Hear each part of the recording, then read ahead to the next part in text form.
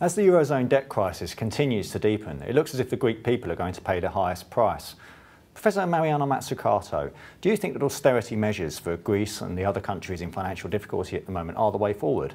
No, I don't, and I think there's two problems with austerity. The first is that it really goes against everything we know about in the last 50 years about how the macroeconomy works, because basically private investment expenditure is much too pro-cyclical. A lot during booms, too little during busts. So what government spending should do is exactly the opposite, rein in the horns during the booms and spend a lot during the busts. So all this austerity during a worldwide recession is absolutely mad. That's the first problem. The second problem is, in terms of Greece, Portugal, Italy, these supposed problematic countries, is it's actually not true that they've been spending too much. They've really been spending in the wrong places. So take Italy, for example. For many years, just before the crisis, it was in fact spending less than it was bringing in through taxation. But the problem really was that its growth rate was so low that because the growth rate was so much lower than the interest rate that it pays on its debt, for that reason the debt to GDP ratio was rising. So just imposing austerity on these countries that weren't growing, the risk really is that they're going to grow a lot less, and because that was one of the key problems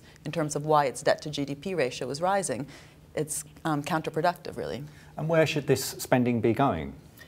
Well, basically, the problem is that we have the European Central Bank, which luckily currently is actually kicking in, because any country that has a currency, so the eurozone has a common currency, absolutely needs a central bank that backs up that currency. And until recently, before Mario Draghi took on the presidency, they were really being too weak. They really weren't acting like a proper central bank for the euro.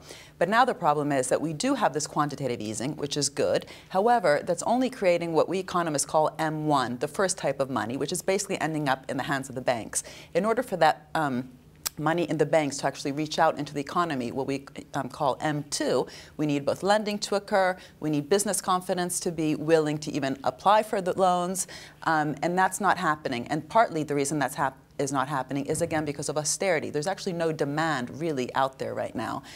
People are very worried. They're not spending. The increases in VAT, which have happened both, for example, in the UK and in Italy, have cut down demand. And there's no real investment spending, which is making business think that there's sort of key new areas to be spending on. And this is really problematic because our competitors, like China, have just announced, China just announced $1.5 trillion over the next 5 years in 5 key new sectors, which are basically all green, environmentally friendly new type sectors. And so basically, you know, this is one of the main competitors that Europe has. The US as well is a big competitor. They do have an industrial strategy. They really are deciding to spend in key new areas. And Europe isn't doing that because we're basically just bickering between ourselves on which countries should stay in the European Union, which ones should be kicked out.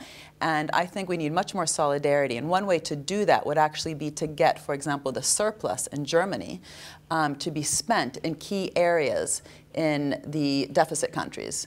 And for example, the whole green economy, which is a potential new possibility, there's lots of sun in Greece, there's lots of wind in Ireland. Why not think creatively of the ways that we could actually get the spending to be occurring in a productive way?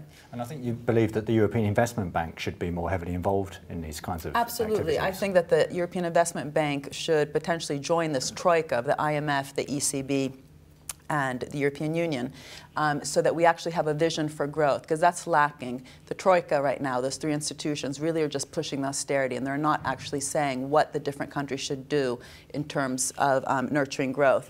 And for example, Greece now is going to have to be monitored on a yearly basis, but that's really just monitoring in terms of, again, about its spending in terms of keeping it down. I think we should monitor Greece in terms of areas where it's spending, because lots of the evidence shows that the reason that Germany is a surplus country and Greece isn't is not so much that Germany has been holding down wages relative to productivity, these Schroeder reforms that everyone talks about.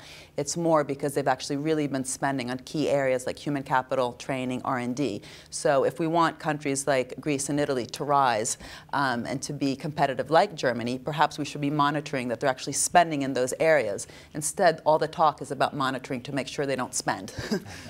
Mariana, thank you very much for your thoughts. You're welcome.